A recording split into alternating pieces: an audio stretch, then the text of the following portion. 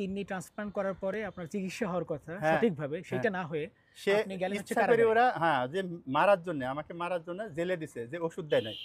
আমাকে জেলে দেওয়ার পরে কিন্তু তাদের ওষুধ দেওয়ার কথা ছিল যদি বাঁচায় রাখতো। হুম, হুম। ওষুধ দেয় নাই। ওষুধ দেয় না, আমার ছোট ভাই কোথা থেকে যেন শুনছে, শুনে দৌড়াই গেছে। অলরেডি তখন আমি ২ দিন ওষুধ খাইনি। কোন কারাগারে ছিলেন? এই যে ইয়ার কাশিমপুর? কাশিমপুর না, এই যে এরা কেরানীগঞ্জ? কেরানীগঞ্জে। হুম, হুম। পরে আমার ছোট ভাই দৌড়ায় গিয়ে ৩ দিনের দিন আমারে ওষুধ পুষাইছে। ৩ আচ্ছা। দিন আমি অলরেডি ওষুধ পাই নাই একটাও। এরাও যায় নাই। আমার কাছে ৪-৫ দিনের ওষুধ ছিল। ওইটা খাইছি, ৪-৫ দিন পরেও ৩ দিন আমার বাদ গেছে। এই চিন্তা করেন ওরা কি প্ল্যানটা নিছে যে ওষুধ না খেলে তো ওই জেলে মারা গেলে আমাদের কি? এই প্ল্যান ছিল ওদের। আমি মারা গেলে কি এই বাড়িটা তাদের হবে? হুম, হুম, হুম। পুরা বাড়িটাই তেজস্যার। আমাকে তারা চায় না। ওই আগের থেকে তো ঘৃণা করতেছে। আমাকে চায় না, আমাকে বাড়িটা বিক্রি করতে দেয় নাই এবং ওরা প্ল্যান করছে আমাকে জেলে মারবে। আচ্ছা। হ্যাঁ, জেলের থেকে ৪০ দিন পরে ছাড়া পাওয়ার পরে আমি ২ দিন মাত্র সময় পাইছি। আমার আপার বাসায় ছিলাম বুয়েটে। বুয়েট থেকে ঢাকা মেডিকেলে ভর্তি হলাম রাত্রে। তারপরে যে ১ মাস ২ দিন পরে এই ৫ তারিখে আমাকে ছাড়ছে মেডিকেল থেকে। আর আমার অবস্থা তো দেখতেছেনই। এখনো আমি ওষুধ খেতে পাচ্ছি না। একটা আপনার ওষুধ। ঘর কি একেবারে তালাবন্ধ? হ্যাঁ, আমার ঘরে যে যাই দেখেন যে তালা বন্ধ। আচ্ছা। ওরা ভাড়াটা উঠায় নিছে এই মাসের। হুম, হুম। ৩ মাসের ভাড়া উঠাইছে ১,৯৫,০০০ টাকা। আচ্ছা। ১,৯৫,০০০ টাকা ভাড়া ওঠায় ওরা খাচ্ছে। অথচ আমি মেডিকেল থেকে আমাকে কেউ বলতেছে যে, "তোমার ওয়াইফ বলছে তুমি বলে তোমাকে নাকি বের করে দিছে। আমার ওয়াইফকে নাকি আমি বের করে দিছি।" হুম, হুম। তারপরে এরকম অনেক কিছু মিডিয়ায় আসছে। আমি এগুলা দেখি না, কারণ আমার কাছে মোবাইল নাই। আমার কাপড়-চোপড়, মোবাইল, চশমা সবই তো এখানে। এটা আমার ভাইয়ের চশমা। শুধু আমার এই প্যান্ট শার্টটা পরে গেছি, আমি এটা পরেই এখনো আছি। মানে এইটা পরেই বের হইছেন, হ্যাঁ। এইটা পরেই কারাগারে গেছেন। মেডিকেলে ছিলাম। হ্যাঁ, এর ভিতরে ২ টা আমার আপা কিনে দিছে। ওই ২ টা আচ্ছা। আছে, পাল্টায় পড়ি। তবে কেমন ভাগ্যক্রমে আমার জুতা-মুতা সব এগুলা ওই তো যেদিনকে আমি কারাগারে গেছি ওইটাই, এই ড্রেস। এটা পরেই গেছি। আচ্ছা। এখনো আমি এই অবস্থায়, এখনো আমার বাড়িতে আমি উঠতে পারি নাই। চেষ্টা করছি যে থাকার জন্য। বা আমার নিজের বাড়িতে যদি আমি না থাকতে পারি, কেমন কথা বলেন? এখন আমার বাড়িতে তো আমাকে থাকা লাগবে। আচ্ছা তারেক সাহেব, জি, আপনি বলেন। যে জিনিসটা আমাদের সোশ্যাল মিডিয়ায় ভাইরাল হয়েছে সেটা হচ্ছে যে স্ত্রী আপনাকে কিডনি দান করেছে জি, জি। এবং সেটা কিভাবে মানে কি মানে যা আপনার কিভাবে কিডনি দান করে সেটার হ্যাঁ। ফটো মিডিয়া যদি একটু বলতেন। আচ্ছা, তখন আমাদের সম্পর্ক ভালোই ছিল। হুম, হুম। তারপরেও সে আমাকে কত সালে? বলছিল, এটা ২০১৯ সালে কিডনিটা চেঞ্জ হয়েছে। তো তার আগেই সে আমাকে বলেছিল যে, আমি কিডনি দেব। তুমি আমাকে একটা বাড়ি লিখে দিবা। বাড়ি মানে একটা ফ্লোর লিখে দিবা। তা আমি বলছি, কোনো কথা আমি দ্বিতীয় কথা বলি না। আমি বলছি, আচ্ছা ঠিক আছে। আমার দোতলাটা কিন্তু বেস্ট। বিল্ডিংয়ের ভিতর দোতলাটা বেস্ট। আমি বলছি, সবচেয়ে বেস্টটাই তোমাকে আমি লিখে দেব। পরে দোতলাটা ওই ১% জমি সহ, মানে ৪ ভাগের ১ ভাগ জমি সহ দোতলাটা পুরাটা ওর নামে আমি লিখে দিছি। আচ্ছা, এটার এখনকার মূল্য কত? ৬০ লাখ টাকা এটার মূল্য আছে ৬০ বর্তমান লাখ বাজারে। টাকা। জি। আচ্ছা, এই ৬০ লাখ সেই টাকার গল্পটা একটু বলেন যে কিভাবে কি হ্যাঁ, করেছেন? তারপরে এই ৬০ লাখ টাকার সম্পত্তি তাকে দিছি। তারপরে সে কিডনি যখন লাগবে তখন সে কিডনি দিছে। এখানে তখনও আমাদের ভালো আন্ডারস্ট্যান্ডিং ছিল। তখন ভালোবাসাটাও ছিল। তখন কোনো সমস্যা ছিল আপনি না। তো প্রচন্ড ভালোবাসতেন আমি অনেক ভালোবাসতাম তাকে। সে আমাকে ওইরকম ভালোবাসত না। শুরুর থেকেই। হ্যাঁ, শুরুর থেকেই আমি কিছু ফল্ট আপনাকে দেখাইতে পারি। হয়তো ছিল, কিন্তু অতটা আমার মতো না। আমি আমি এমন একটা মানুষ যে বিয়ের পরে কোনো মেয়ের দিকে এভাবে তাকাতে আমার রুচি হয়নি। কারণ আমি ভালোবাসছি মনে হয় ওকে, এত বুঝতাম না আমি। এখন হিসাব করে দেখি হ্যাঁ, তাই। কারণ আমি যদি এমন করে কোনো মেয়ের দিকে খারাপ চোখে দেখতাম বা ভালো লাগতো, তাহলে বুঝতাম যে হ্যাঁ, আমি ওকে অতটা ভালোবাসি না। আমি কোনোদিন এভাবে তাকাইনি। কোনো মেয়ের দিকে আমার নজর মানে ওইরকম রুচি হয় নাই ও থাকাকালীন। কিন্তু আমি থাকাকালীন ও ৪ টা পরকীয়া করছে। তাতে বোঝা যায় যে না, ও আমার মতো ভালোবাসেনি। বুঝছেন? আপনি ছিলেন এক নারীতে আসক্ত। হ্যাঁ, এক নারীতে আসক্ত ছিলাম। কিন্তু সে না। সে একটার কথা আমি বললাম, আরও ৩ টার কথা আমি বলতে পারি।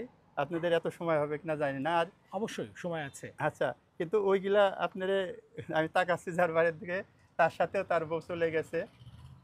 থাইল্যান্ড থেকে গেছে। এগুলা আর অত ডিটেইলস আমি বলতে তার চাচ্ছি মানে না। আপনার স্ত্রীর কারণে অনেকের সংসারও ভাঙছে। সংসার ভাঙছে। আমি যে আচ্ছা, বাড়ির দিকে তাকাচ্ছি এই বাড়িটা ছিল না। আচ্ছা। ঠিক আছে? তখন তার সাথে পরকীয়া করছে। তার মার বাড়িতে যায় বেশি করত। ৮ দিন ১০ দিন থাকতো।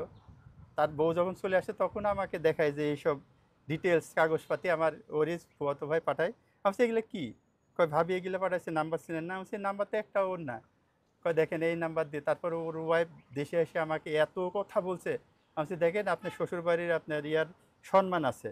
না, আপনাকে আমার তো বউ বলবেই কারণ আপনি ছাড় দিছেন। হ্যাঁ, আমার ওয়াইফের কোনো সম্মান নাই। কারণ আমি ৪ বার পরকীয়া ধরছি। যদি একটা বার সরি বলতো বা দুঃখিত, ও জন্মগতভাবে ওর অধিকার এটা জানে ও।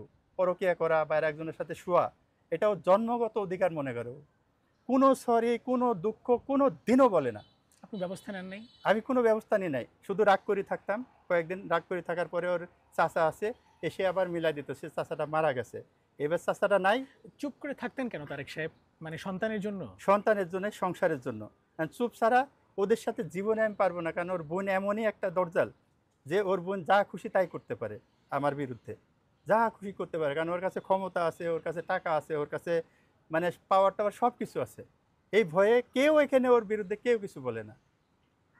তো এইগুলা আরো আছে, আমি সব আচ্ছা, আমরা একটু কিডনিতে আসি। জি 2019 সালে আপনি কিডনি ট্রান্সপ্লান্ট করলেন। জি জি জি কোথায় করলেন? এটা দিল্লি অ্যাপোলোতে। দিল্লি অ্যাপোলো হসপিটালে। জি। খরচ কেমন ছিল? খরচ প্রায় 16 লাখের মতো ছিল। 16 লাখ। আপনি জি। আপনার টাকাই খরচ করলেন। না, সম্পূর্ণ আমার এই কিডনি অপারেশনের সময় সম্পূর্ণ আমার না, কিন্তু এর আগে যে ট্রিটমেন্ট করছে আরো 10 বছর, এগুলা সম্পূর্ণ আমার টাকা ছিল, আমার ব্যবসার টাকা ছিল, এবং ব্যবসা করতাম তখন। আচ্ছা। তো এই যখন কিডনি ট্রান্সফার হয় তখন আমার কাছে এত টাকা ছিল না। তার ফিক্সডে 5 লাখ টাকা এই ছিল, ফিক্সড করা ছিল, সেটা কিন্তু আমার টাকা। হুম। আমার ফিক্সডে আমি কোনোদিন 5 পয়সা রাখি নাই, তার ফিক্সডে আমি রাখছিলাম 5 লাখ টাকা।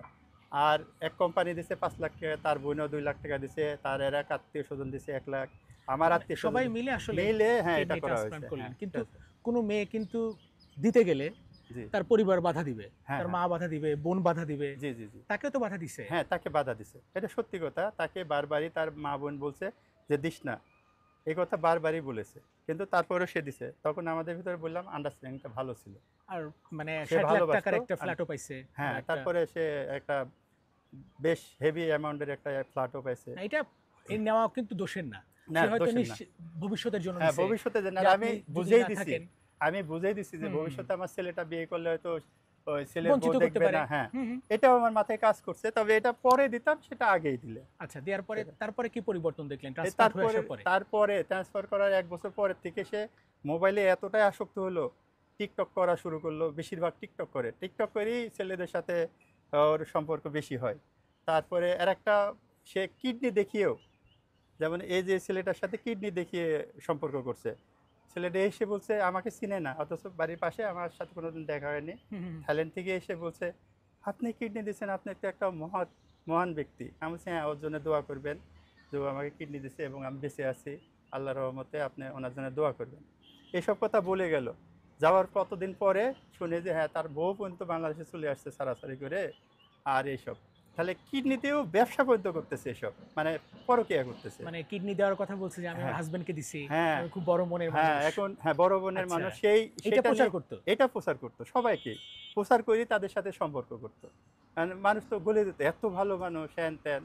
তা আমিও বলতাম, আমি কাউকে বলতাম না যে আমার স্ত্রীর এরকম দোষ কিডনি আছে দেওয়ার পর তো তারও চিকিৎসা দরকার ছিল। না না, কিডনি দেওয়ার পরে একটা মানুষের যেমন বাচ্চা হলে 2-3 মাস ট্রিটমেন্ট হয়, শুকাই গেলে আর হুম। কিছু না, কিডনিটাও একজন সুস্থ মানুষের তাই। কিডনিটা কেটে নেওয়ার পরে আপনি 3 মাস অ্যান্টিবায়োটিক খাইলে 3 মাস পরে সে সুস্থ হয়ে যায়, তার আর আচ্ছা। কোনো সমস্যা নেই। আমরা একটা আর সমস্যা হয় যে রুগী, জি, তার সারা তার জীবনই তার ট্রিটমেন্টের মধ্যে সারা থাকতে জীবনই হবে। পাওয়ারফুল ওষুধ খেতে হয়, অ্যান্টিবায়োটিক খাইতে হয় সারা জীবন, কারণ ওই কিডনিটা আর একজনের কিডনি এই শরীরে অ্যাডজাস্ট করে না ঠিক মতো, Right. ওই ওষুধে অ্যাডজাস্ট করে রাখে, পাওয়ারফুল ওষুধ খেতে হয়। তারপরে আমি নাকি পরকীয়া করি, হ্যাঁ, এইটা হচ্ছে বড় পয়েন্ট যে আমি তিনি নাকি তারেক সাহেব পরকীয়া করেন। পরকীয়া করি। এটা শুনলে আমার হাসি লাগে, রাগ লাগে, দুঃখ লাগে। মানুষ এটা নিয়ে অনেক কথা বলে। আমি একজন কিডনির রুগী কিভাবে পরকীয়া করে, এটা মানুষের মাথায় একটা বার ঢোকে না। আমার বউকে আমি রাখতে পারি না, সম্পূর্ণ এই দিতে পারি না, আমি ওর যে চাহিদা সেটা পূরণ করতে পারি না, বিধায় হয়তো ও পরকীয়া এগুলো করে, কারণ অপারেশনের পরে তো এগুলো বেশি বাড়ছে তার। তো আমি হয়তো পরিপূর্ণ তাকে সুখ দিতে পারি না, বিধায় সে করতেছে। আমার দ্বারা কিভাবে সম্ভব যে আর একটা আমি পরকীয়া করবো, আর একটা প্রেম করব, এটা। আর তারপরেও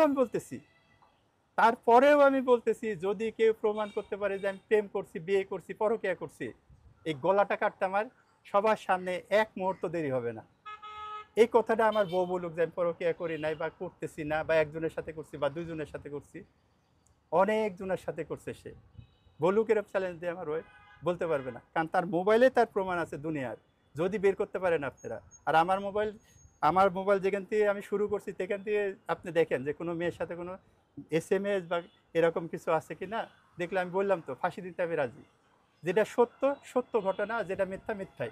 ওরা তো সারাক্ষণে প্রতিটা কথা মিথ্যা কথা, সবটি আমি প্রুভ করতে পারি। প্রথমে বলছি যে আমি বাড়ি থেকে বের করে দিছি, আমি এখন পর্যন্ত বাড়িতে উঠতে পারি নাই মানে এতদিন। আপনি আপনার বাড়িতেই থাকতে পারতেছেন না, পারি না, সে ওকে বের বলতেছে করে দিছি। আপনি তাকে বের করে দিচ্ছেন, আর আপনি এই এখন যে আছেন এই যে দুই আমাদের মায়ের কাছে। হ্যাঁ 2 লাখ টাকা নিয়ে গেল, হ্যাঁ মায়ের কাছে থাকে। 1,95,000 টাকা হ্যাঁ ভাড়া তুলে নিয়ে গেছে। গেল, এ হুম। মাসেরও ভাড়া নিছে। হুম। তো আমি তাকে বের করলাম কোথায়? সে তো আমাকে বের করে রাখছে, তালা মেরে রাখছে, আমার সব কিছু তালা মেরে রাখছে। একটা কাপড় চোপড় নিয়ে আমি থাকি।